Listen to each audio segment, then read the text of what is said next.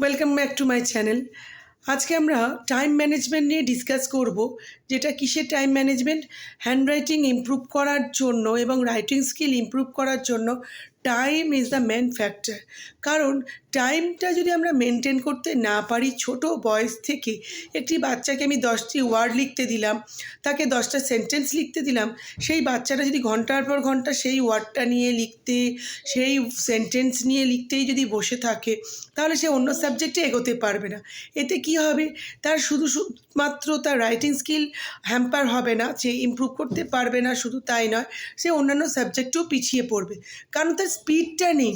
সে যতক্ষণ না তার স্পিড ইমপ্রুভ করছে উইথ টাইম, তার সেই টাইম জ্ঞানটা যদি তাকে ছোটো থেকে না শেখানো হয়, তাহলে সে কখনোই তার লেখাটা উন্নতি করতে পারবে না।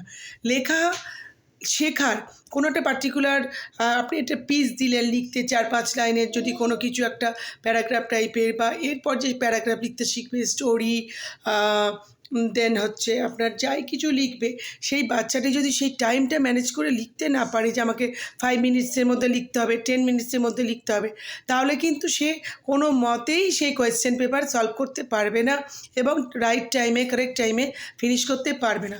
তখন বাচ্চাটি কী হবে, অনেক প্রশ্ন উত্তর সে ছেড়ে চলে আসবে, কারণ সে টাইমে লিখতে পারেনি, তার টাইম সে মানে ইউটিলাইজ করতে পারিনি।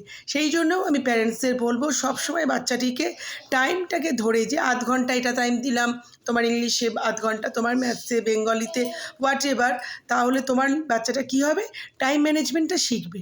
এবং সেটা আমাদের খুব ছোট থেকেই বাচ্চাটাকে দেখতে হবে, যে এক সাবজেক্ট নিয়ে বা একই লেখা নিয়ে সে যেন বেশিক্ষণ টাইম ওয়েস্ট না করে, তাহলেই তাই রাইটিং স্কিল ইমপ্রুভ করবে।